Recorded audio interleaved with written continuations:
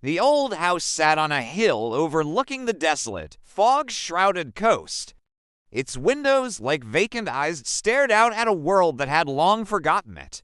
For a century, locals had whispered tales of the Blackwood Manor, tales of a family that vanished one stormy night, leaving behind a silence so profound it was said to have a life of its own. Before we could venture into the dark, take a little moment to smash the like and subscribe button to stay up to date for more enticing stories coming your way. Liam, a young man with a penchant for the macabre and a foolish belief in his own bravery, saw it as the ultimate challenge. He was a ghost hunter, not for profit, but for the thrill of the undeniable unknown. He'd armed himself with a digital voice recorder, a thermal camera, and a healthy dose of skepticism. The old wrought iron gate groaned in protest as he pushed it open, a sound like a coffin lid being scraped across a stone floor. Inside, the air was heavy with the scent of decay and dust, a museum of forgotten lives. Faded portraits of the Blackwood family lined the hallway, their painted eyes seeming to follow him as he moved. He started his recorder, the tiny red light a beacon of modern life in this tomb of the past. "This is Liam," he whispered, his voice sounding thin and small.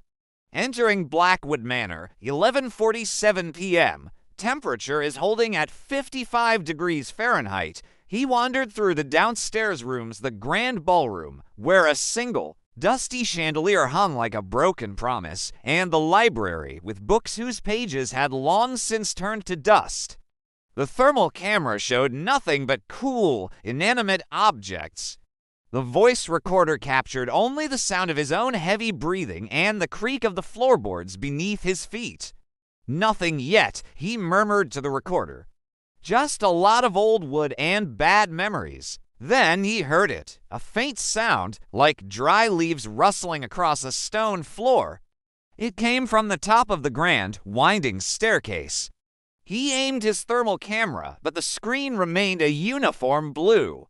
He started to ascend, each step a protest against the silence. Halfway up, the air grew colder, a bone-chilling drop that made him shiver. He held up his hand and could see his own breath. He looked at the thermal camera. The temperature had plummeted to 32 degrees Fahrenheit, a frozen pocket in the heart of the house. He reached the landing. The corridor was long and dark, lined with closed doors. He held the voice recorder close, his heart now a frantic drum against his ribs. "Did you hear that?" he whispered to himself.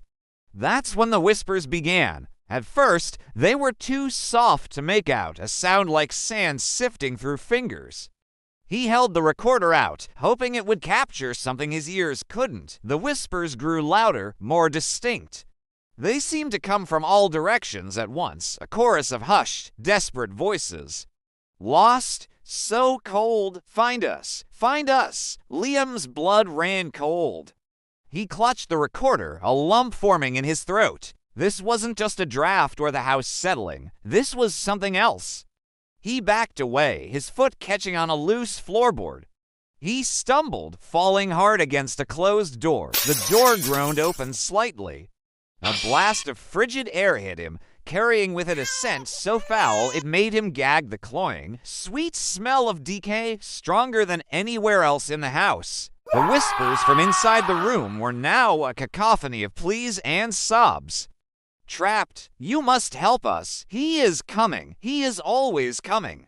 Liam pushed the door wider, his hand trembling. Inside, the room was empty, devoid of furniture or life.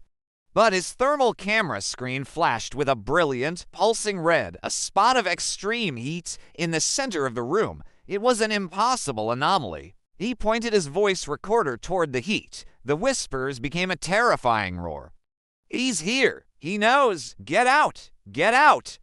A terrifying, guttural laugh echoed from the corner of the room, a sound that wasn't captured on his recorder. It was a physical presence, a cold, heavy weight that settled on his chest, stealing the air from his lungs. The pulsing red on his thermal camera began to move, expanding, growing into the shape of a man, not a person, but an absence, a void of warmth. The whispers stopped, replaced by a single, chilling voice that resonated not in the air, but directly in his mind. "You found us. Now you are one of us." Liam dropped the recorder. The tiny red light went out. He scrambled backward, his mind screaming, but his body was frozen, paralyzed by an unseen force.